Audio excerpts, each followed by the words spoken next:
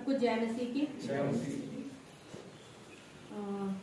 हमें चर्च आना क्यों ज़रूरी है, इस विषय में हम आज देखेंगे। एक दो शब्दों में अगर कोई बता सकते हैं तो बताइए, हमें चर्च आना क्यों ज़रूरी है, जल्दी।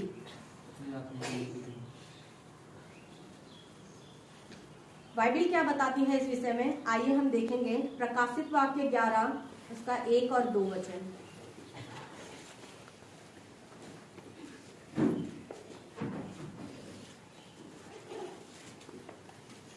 परमेश्वर का वचन यहाँ पे कहता है, फिर मुझे नापने के लिए एक सरकंडा दिया गया और किसी ने कहा, उठ परमेश्वर के मंदिर और उसकी वेदी और उसमें उपासना करने वालों को माप ले, पर मंदिर के बाहर का आंगन छोड़ दे, उसे मत नाप, क्योंकि वह अन्य जातियों को दिया गया है और वे पवित्र नगर को 42 महीने तक रौंदेंगी।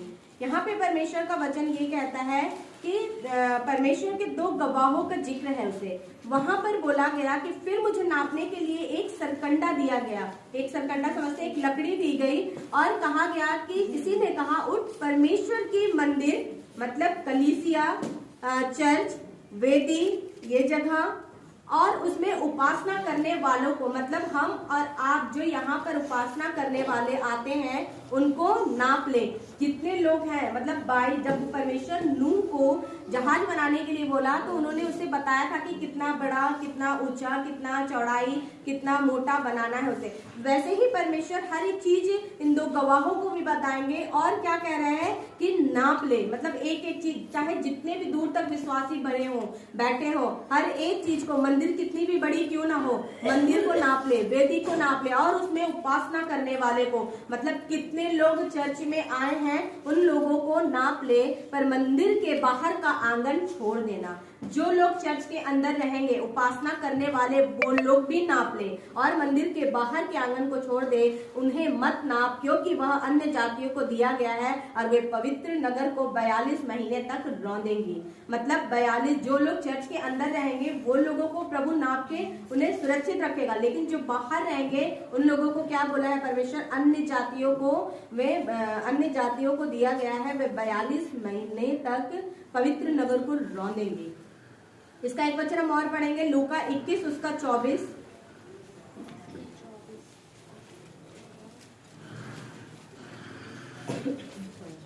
यहाँ पे वचन लिखा हुआ है 21-24 में, वे तलवार के कौर हो जाएंगे और सब देश के लोगों में बंदी होकर पहुंचाए जाएंगे, और जब तक अन्य जातियों का समय पूरा ना हो तब तक यरूशलेम अन्य जातियों से रौंदा जाएगा। जो लोग बाहर रहेंगे वो क्या हो जाएंगे, उसके ऊपर 24वें वचन क्या लिखा हुआ है, जो लोग बाहर, जिनको छोड़ दिया जाएगा, जो चर्च में उपस्थित, क्योंकि जो चर्च में उपस्थित है, जो परमेश्वर की आराधना कर रहे हैं, उसकी उपासना कर रहे हैं, वो लोग तो नाप लिए गए और बाहर की आंगन को छोड़ दिया गया। क्यों? क्योंकि वो बाहर 42 महीने तक रौंदे जाएंगे और क्या होगा, 24वें वचन कहता है, वे तलवार के कौर हो जाएंगे, वे तलवार के कौर हो जाएंगे और सब देशों के लोगों में बंदी होकर पहुंचाए जाएंगे।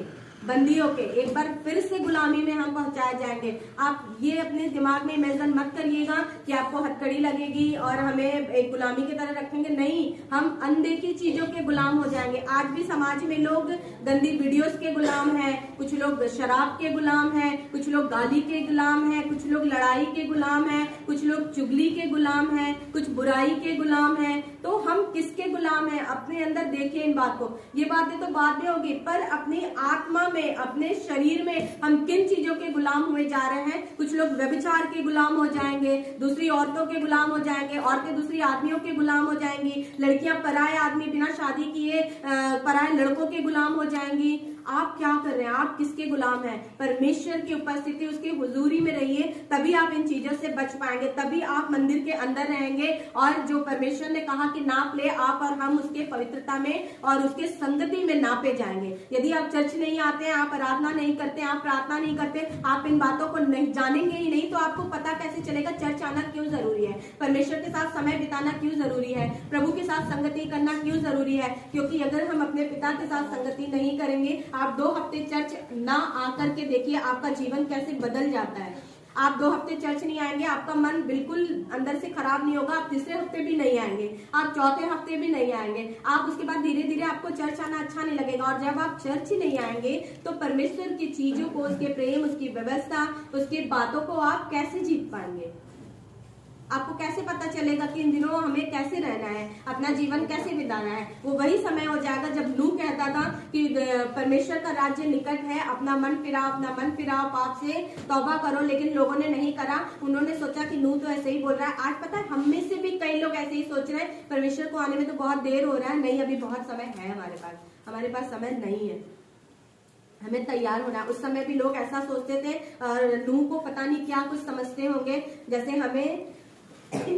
हम कई बार बताते हैं लोगों को तो लोग हमारी बातों को विचार नहीं करते। बहुत सारे लोग हमें सोचते होंगे ये लोग कितना वचन को पढ़ रहे हैं या बातों को पढ़ रहे हैं, अपना जीवन नहीं जी रहे हैं, इतने कम उम्र में ही कितना मतलब अपने आप को क्या समझते हैं, जैसे इन्हें परमेश्वर मिल ही जाएगा। उनकी बातों पे ध्यान मत दीजिए।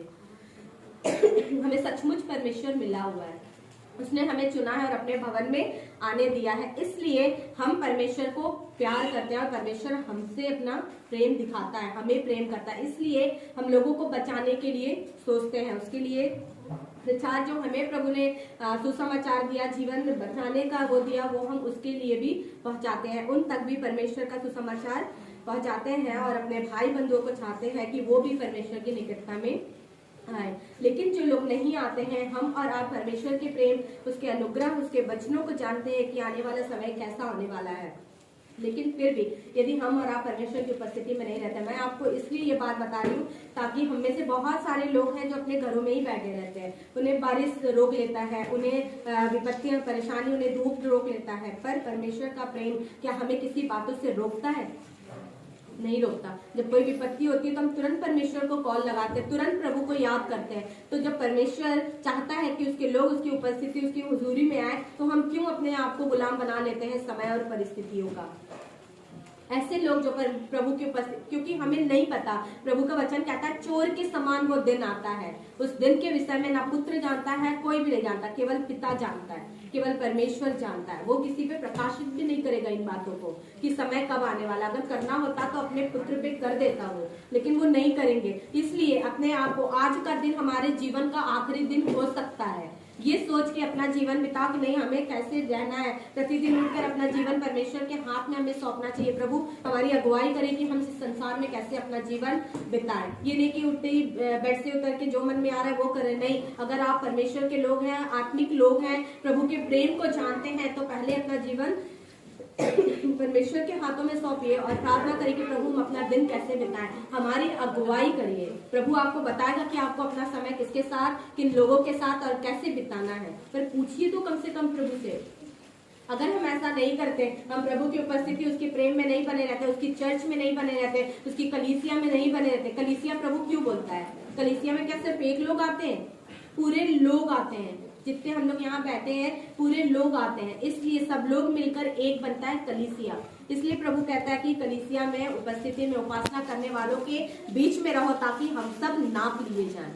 और अगर नहीं नापे जाते हैं तो जैसा हमने प्रकाशित वाक्य 11 में पढ़ा कि मंदिर के बाहर के आंगन को छोड़ दे, उसे मत नाप, क्योंकि वह अन्य जातियों को दिया गया है कि वे पवित्र नगर को 42 महीने तक रौंदेंगी।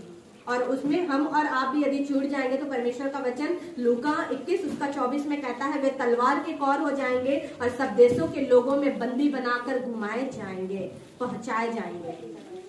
और तब अन्य जातियों का समय पूरा ना हो तब तक वे अन्य जातियां क्या करेंगी? पवित्र नगर को 42 महीने तक रौंदेंगी। आप कहाँ पर हैं? आप प्रभु की उपस्थिति में हैं कि नहीं है? आप परमेश्वर की उपस्थिति में क्यों इतना समय हमें रोक लेता है? क्यों हमारे लिए दूसरा काम जरूरी हो जाता है? परमेश्वर को अपना समय दे करके देखिए। परमेश्वर आपके लिए जो काम आप संडे को भी करते हैं वो सैटरडे को ही खत्म कर देंगे, लेकिन हमें उस चीज पहले अपनी चीजों को प्रभु को सौंपने की जरूरत है। हम पता है क्या करते हैं? परमेश्वर को कहते हैं प्रभु आप मेरे जीवन के इस क्षेत्र में काम करिए, पर इस क्षेत्र में हाथ भी मत लगाइएगा। प्रभु आपके उस क्षेत्र में भी काम नहीं करेंगे और इस क्षेत्र में भी काम नहीं करेंगे।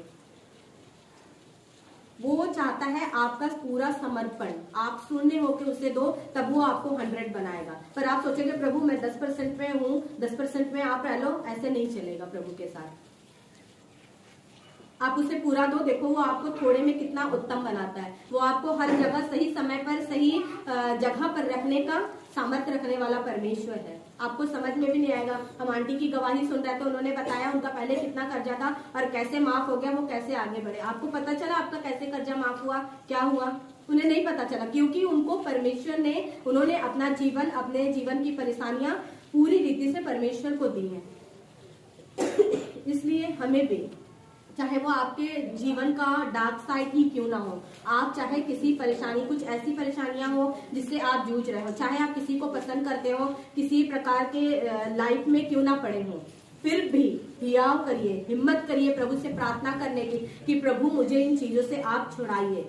उन पाप में बने मत नहीं है निरंतर, नहीं तो आप परमेश्वर की उपस्थिति से और उसके भवन, उसके उपासना करने वाले लोगों से बीच हो जाएंगे और एक दिन वही नगर में छोड़ दिए जाएंगे जहां लोग तलवार के कौर हो जाते हैं। इसलिए अपने जीवन को जांचिए और परमेश्वर की उपस्थिति में बने रहना हमें क्यों जरूरी है, मैं वो चीज बता रही हूँ आपको। उसके बाद हम एक वचन पढ़ेंगे, दूसरा पत्रस 3 उसका 14।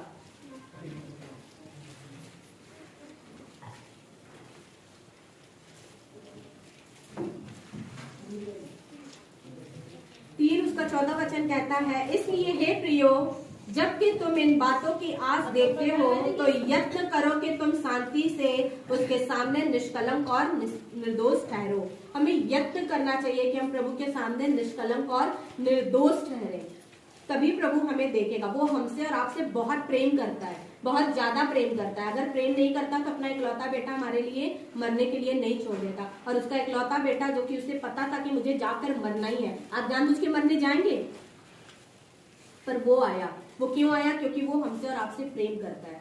इसलिए आप भी अपने जीवन के हर क्षेत्र में प्रभु पे निर्भर रहिए और उसे अपना प्रेम जो वो आपसे करता है, आप भी उसे करने की कोशिश करिए। आपके सारे काम, जिस चीजों में आज आपको बहुत अच्छा लग रहा है ना, और जो सचमुच आपके लिए अच्छा नहीं है, वो से वो कैसे निकाल देगा आपको पता भी नहीं चलेगा और आपको तब परमेश्वर की ही संगति अच्छी लगेगी।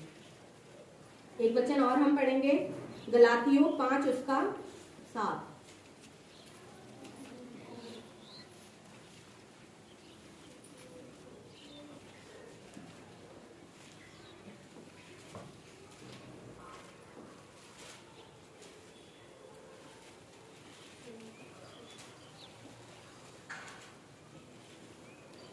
पांच 7 में वचन परमेश्वर का कहता है, तुम तो भली भांति दौड़ रहे थे, अब किसने तुम्हें रोक दिया कि सत्य को ना मानो? ऐसे सीख तुम्हारे बुलाने वाले की ओर से नहीं। जब हम नए नए परमेश्वर में आते हैं तो प्रभु का प्रेम हमें इतना उमड़ता है हमारे अंदर कि हम किसी भी समय प्रभु के प्रार्थना के लिए, उपस्थिति के लिए, आराधना करने के लिए, संगति के लिए, टाइम पे चर्च आने के लिए और पास्टर से मिलने के लिए, परिवार से, चर्च से मिलने के लिए बहुत उतावले होते हैं। प्रभु को बहुत अच्छा लगता है वो। पर जैसे जैसे समय बीतता जाता है ना, हम जब 12 साल के विश्वासी हो जाते हैं, जैसे हमारे घर में बुजुर्ग होते हैं ना, हमारे दादाजी, वो फिर काम नहीं करते, वो चारपाई पे लेटे रहते हैं। हमारा स्वभाव परमेश्वर में कई बार ऐसा हो जाता है कि नहीं, हमने बहुत दौड़ ली, अब तो हम शांति से बैठेंगे। आपकी दौड़ तब तक खत्म नहीं होगी जब तक परमेश्वर आ नहीं जाता। इसलिए प्रभु से प्रेम करिए और पहले से प्रेम में, यशायाह में प्रभु का वचन कहता है, पहले से प्रेम में दौड़कर वापस आ, अपने उस प्रेम में दौड़कर वापस आइए। प्रभु का वचन हमसे और आपसे ही कह रहा है कि तुम भली भांति दौड़ रहे थे। मतलब हम जो पहले जब नए नए विश्वासी आते, प्रभु को हमारा वो चाल चलन अच्छा लगा था। वो जब हम उससे मिलने के लिए उतावले रहते थे, उसके लोगों से मिलने के लिए उतावले रहते थे, उससे प्रार्थना करने के लिए, संगति करने के लिए, स्तुति करने के लिए, आराधना करने के लिए, वचन सुनने के लिए, वो जो हमारा उतावलापन था ना, वो प्रभु को अच्छा लगता था कि मेरा बच्चा कितना मुझसे मिलने के लिए उतावला है। और उसी समय आप बहुत आशीषित भी होते। तो अब क्यों नहीं आशीषित हो रहे? अब परमेश्वर के प्रेम में क्यों नहीं आगे बढ़ रहे? अब हमें कौन सा चीज संसार का रोक गया? तब भी हम इसी संसार से निकल के आए थे और आज भी इसी संसार में रह रहे हैं, तो आज फिर क्यों वापस जा रहे उसी संसार में? वहीं से तो निकाल के प्रभु हमें लाया, इसलिए थोड़ी कि हम वापस वहां लौट जाएं, पर वहां से लोगों को लेकर के आए प्रभु के राज्य में, ताकि वो भी इस मंदिर में नाप लिए जाए और उस पवित्र, और वो उस 42 महीने तक उस नगर में रौंदे ना जाए। वो इसलिए हमें और आपको यहाँ पे बैठा रहा है, इतनी प्रेम, इतनी बातें सिखा रहा है कि हम उसके प्रेम में बने रहे। प्रभु का वचन मत्ती 5 में जो उसका पहाड़ी उद्देश्य है, उसमें प्रभु का वचन कहता है, जो मेल मिलाप कराता है वो परमेश्वर के पुत्र होने का अधिकार पाता है। आप किस चीज को होने का अधिकार पाना चाहते हैं परमेश्वर के सामने? पुत्र होने का या कुछ भी नहीं? पुत्र होने का अधिकार, वो सेवक होने का अधिकार नहीं देगा आपको। वो पुत्र होने का अधिकार देगा। आप क्या बनना चाह रहे हो? आपके हाथ में है कि आप परमेश्वर की उपस्थिति में रहे। चर्च आना इसलिए जरूरी है क्योंकि आने वाले समय में क्या होगा, मैंने आपको प्रकाशित वाक्य 11 और लूका 21 पढ़ के बताया क्या होने वाला है। इसलिए परमेश्वर की उपस्थिति, उसकी संगति में, उसके साथ उपासना करने वाले लोगों के साथ बने रहना मेरे लिए और आपके लिए भला है, ताकि हम तलवार के कौर ना किए जाएं। शारीरिक रूप में शायद हमारा कट ना हो, लेकिन आत्मिक रूप में हम मर जाएंगे। आप परमेश्वर के बिना कुछ समय अपना गुजार के देखिए, आपका आत्मा मर जाएगा। आपके लिए लोग प्रार्थना करेंगे, आपको कोई असर नहीं होगा। आपको आत्मा मर जाता है, आपको कैसे पता चलता है ये बात? जब आपका प्रार्थना करने का मन ना करे। आप चर्च 2 हफ्ते से नहीं आ रहे, मतलब आपके अंदर परमेश्वर का आत्मा नहीं है, क्योंकि प्रभु का आत्मा हमेशा, एक बेटे का आत्मा हमेशा अपने बाप से मिलने के लिए तड़पता है और बाप का भी आत्मा तड़पता है। अगर आपके अंदर प्रार्थना की आत्मा नहीं है, आपका मन नहीं कर रहा चर्च जाने का, आपका मन नहीं कर रहा आराधना करने का, आपका मन नहीं कर रहा प्रभु की संगति और उपस्थिति में आने का, इसका मतलब आपके अंदर पवित्र आत्मा अभी काम नहीं कर रहा है। इसलिए कंटिन्यू, जैसे शरीर को भोजन की जरूरत है ना, आत्मा को प्रार्थना और संगति की जरूरत है, वचन की जरूरत है। इसलिए प्रभु की उपस्थिति, उसकी संगति में बने रहिए, ताकि हम लोग तलवार की कौर ना किए जाएं। शैतान हर वक्त इस खोज में रहता है कि किसको पाए और फाड़ खाए। हम उसके कौर नहीं होने चाहिए। हमें दूसरों को बचाना है, लेकिन जब तक आपका जीवन नहीं बचेगा, आप दूसरों को कैसे बचाएंगे? आप दूसरों को बचा भी लेंगे प्रभु की अगर सहायता से। अगर प्रभु चाह लेगा तो आपको इस्तेमाल करके दूसरों को ले आएगा। मैं जिसके द्वारा आई हूँ, आज वो चर्च में नहीं आते, हमारे रिलेटिव में है, पर हम परमेश्वर को जाने, प्रभु का प्रेम हम पर आया, पर वो प्रभु की उपस्थिति से दूर है। वो अब नाम भी नहीं जानती प्रभु का। तो उनके द्वारा प्रभु ने मुझे काम किया, मुझे छू लिया, पर वो कहाँ चले गए? वो है ही नहीं। तो आप वो मत बनिए। आप जिसको ले आएंगे वो परमेश्वर की उपस्थिति में बना रहेगा, पर आप कहाँ गए? आपको भी बचना है और औरों को भी बचाना है। ऐसा जीवन मेरा और आपका होना चाहिए। और एक बार फिर से आखिरी में बोलना चाहूंगी, तलवार के कौर होने से बचिए। प्रभु के संतान होने का अधिकार लीजिए, लेकिन आपके कर्म वैसे होने चाहिए। प्रभु से प्रेम करना, उसकी आज्ञाओं को मानना, उसका भय मानना, ये बात हमारे अंदर रहेगी, तभी हम प्रभु की संगति में रह पाएंगे। आप सबको जय मसीह।